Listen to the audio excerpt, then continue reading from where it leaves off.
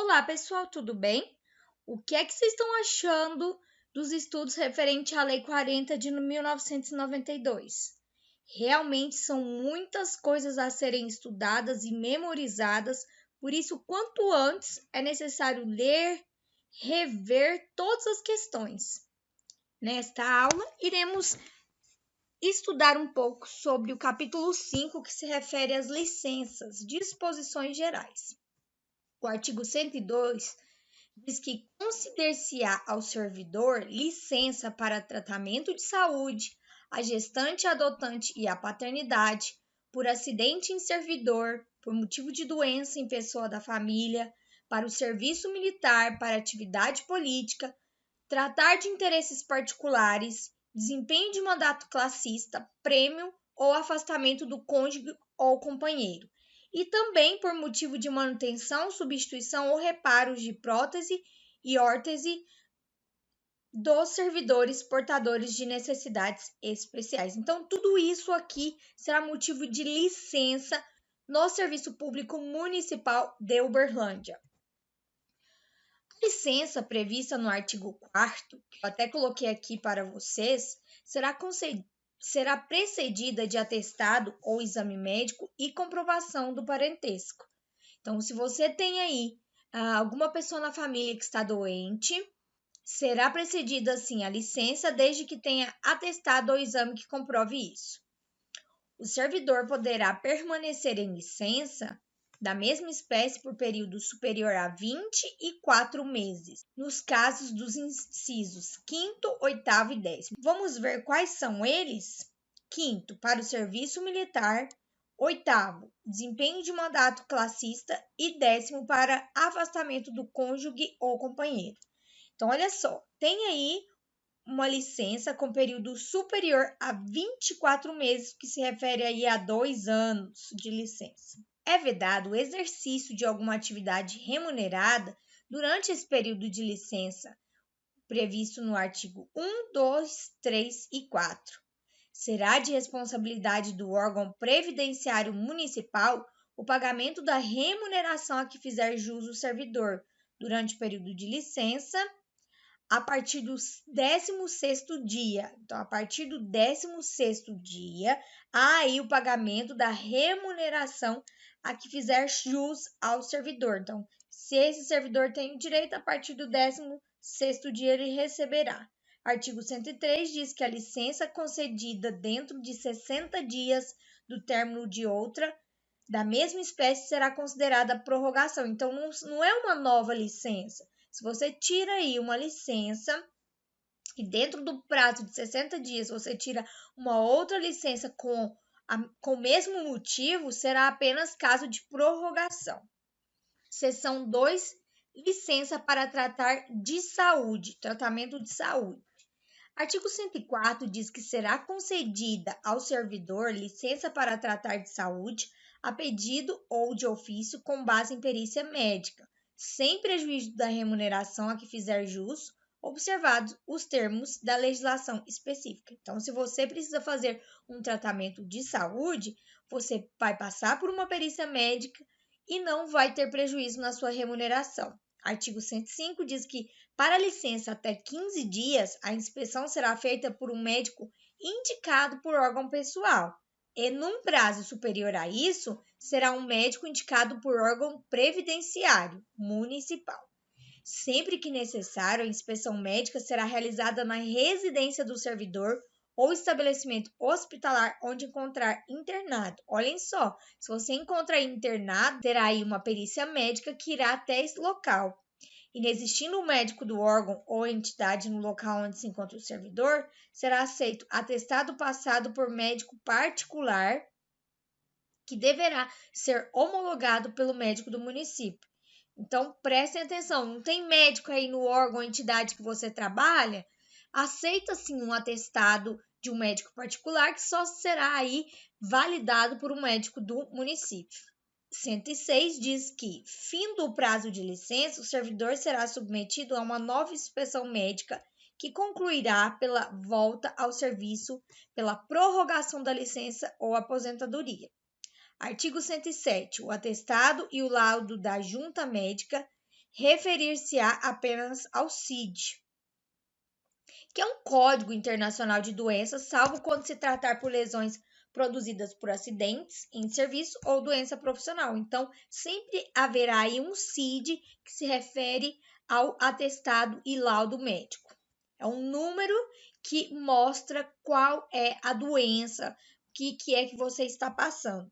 Artigo 108 diz que o servidor que apresente indícios de lesões orgânicas ou funcionais será submetido à inspeção médica. E o 109, o servidor não poderá recusar-se à inspeção médica sob pena de suspensão de pagamento da remuneração até que realize uma inspeção. Então, não tente recusar passar por uma inspeção médica porque você ficará aí sem o seu salário. Artigo 110. No curso da licença, poderá o servidor requerer inspeção médica caso se julgue em condições de reassumir. Então, precisa reassumir? Então, vamos lá. Eu quero reassumir esse cargo porque eu já estou me sentindo melhor. Passa por uma inspeção médica antes de assumir novamente o cargo. Olhem só, a seção 3 diz respeito à licença gestante, adotante e licença paternidade. O artigo 111 diz que será concedida licença a servidor gestante por 125 dias consecutivos sem prejuízo de remuneração. Nossa, 125 dias, prestem atenção. Vocês não podem confundir isso na hora da prova. 125 dias consecutivos caso esteja gestante. E a licença terá início no primeiro dia do 9º mês. Não é do 8º, nem do 7º, nem do 5º, é o 9º. Lembrem-se, 9º mês, podendo ser retardada por opção da servidora com autorização médica, não podendo, entretanto, ser concedida antes do 7º mês. Antes do 7º mês, nem pense, porque você não conseguirá aí uma licença, apenas a partir do 7º ou início do primeiro dia do 9º mês. No caso de nascimento prematuro, a licença terá início a partir do parto. E no caso de natimorto, que é um bebê que foi morto, né? Aí, nesse caso, decorridos 30 dias do evento, a servidora será submetida a um exame médico e julgada apta para voltar ao seu cargo. No caso de aborto, atestado por médico oficial, a servidora terá direito a 30 dias de repouso em casa e esse repouso é remunerado. Vamos para o artigo 111. Será concedida prorrogação da licença maternidade à servidora gestante por 60 dias consecutivos, sem prejuízo de sua remuneração, mediante um requerimento formal apresentado até 30 dias antes do encerramento da licença. Então, teve aí uma licença de 125 dias, mas quer prorrogar para mais 60 dias, você precisa aí de um requerimento formal. Isso é possível. O direito à prorrogação da licença maternidade estende à servidora adotante ou detentora de guarda oficial para fins de adoção de criança na seguinte proporção. Se você adota uma criança, você tem 60 dias no caso de criança até 1 ano de idade, 30 no caso de criança de mais de 1 e menos de 4 anos de idade, 15 dias no caso de criança de 4 a 8 anos de idade. A prorrogação prevista nesse artigo vai iniciar o dia subsequente ao término da vigência da referida licença. A prorrogação prevista nesse artigo iniciar-se-á no dia subsequente ao término da vigência da referida licença. No período da prorrogação da licença maternidade, a servidora pública ela não pode exercer atividade remunerada e a criança não pode ser mantida nem em creche e nem em organização similar, porque isso faz com que perca o direito à prorrogação, sem prejuízo do devido ressarcimento ao erário, visto que a essência da concessão do benefício justifica-se nos interesses da criança. Então, tome cuidado, porque se você está com uma licença maternidade, você não pode exercer uma atividade remunerada e muito menos colocar o seu filho em uma creche ou organização similar. No requerimento formal previsto no caput deste artigo, constatará termo de compromisso, estipulando as condições estabelecidas no artigo 3, e sua inobservância sujeitará a servidora licenciada, além de ressarcimento previsto, a responsabilidade administrativa, penal, civil, em razão das despesas relativas à contratação para sua substituição.